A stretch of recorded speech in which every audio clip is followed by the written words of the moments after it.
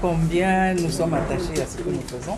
Nous sommes des assistants de direction et nous avons constaté que les assistants de direction avaient les mêmes problèmes. C'est pour ça que nous avons décidé de nous mettre ensemble pour essayer de trouver une solution. C'est pas facile, nous comptons sur tout le monde pour nous accompagner dans ce chemin qui est semé d'embûches où on se perd de temps en temps. Et quand on se retrouve, on est en Afrique, ça fait de la joie, de la convivialité. Nous sommes frères. La digitalisation, moi je vais partir du contexte. La Covid nous a amenés à travailler à distance et avec la digitalisation, ça a été une grande opportunité. C'est ce qui nous amène même à devenir, comment dire, confortable parce que quand on est chez soi, on travaille beaucoup mieux, on est à la maison, on peut faire d'autres choses tout en travaillant. Et qu'à cela ne tienne, on sait que le métier de secrétaire est basé essentiellement sur la communication parce que si vous ne communiquez pas, si vous ne faites pas une bonne communication, vous n'allez pas savoir ce que vous avez à faire ou ce que vous devez dire à d'autres personnes. En digitalisant également, nous avons des mémoires, c'est une mémoire, c'est vrai qu'elle est artificielle, mais elle copie sur l'homme pour essayer de se mettre en place. Donc nous sommes des mémoires vivantes, nous sommes la porte d'entrée, de sortie, la vitrine que je dirais. Nous sommes là, nous sommes présents et très important, nos postes. Bon, cette conférence fait partie des activités de la Fédération africaine des secrétaires, assistants et attachés de direction d'Afrique. Donc, chaque année, il y a un pays qui reçoit les associations sœurs.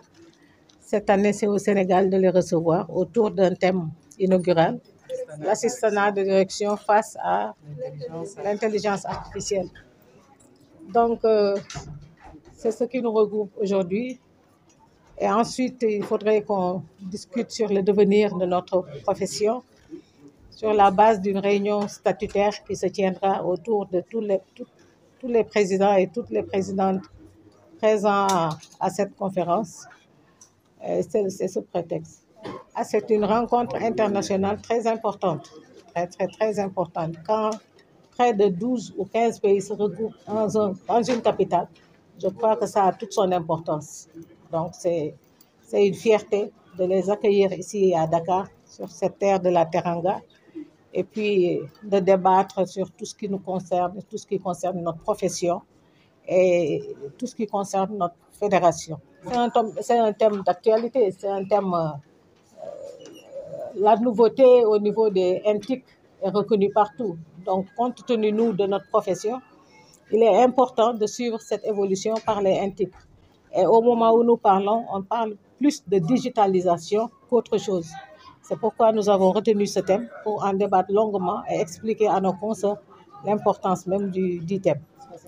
Pas du tout, je l'ai dit dans mon discours. Notre métier n'a jamais été menacé parce que la machine ne peut pas remplacer l'homme. Donc, ce que nous faisons, c'est uniquement l'homme qui peut le faire, pas la machine. Nous accueillons, nous traitons, nous répondons. Impossible à une machine de faire ça. Les 3 jours de travaux seront des jours de formation autour de différents thèmes, plusieurs thèmes, et ça nous prend toute une journée. Des thèmes qui s'allient à notre profession, des thèmes qui nous permettront d'améliorer nos compétences et notre cadre de vie professionnelle. Le choix de Matar Cissé n'est pas fortuit. Matar Cissé fut notre directeur général à la Sénélec. Et lors de son passage à la Sénélec, il avait fait beaucoup de bonnes actions envers les assistants de direction. Un exemple que je vais vous donner, au niveau de la Sénélec, à part l'assistante du directeur général, il n'y avait pas d'assistante de niveau cadre.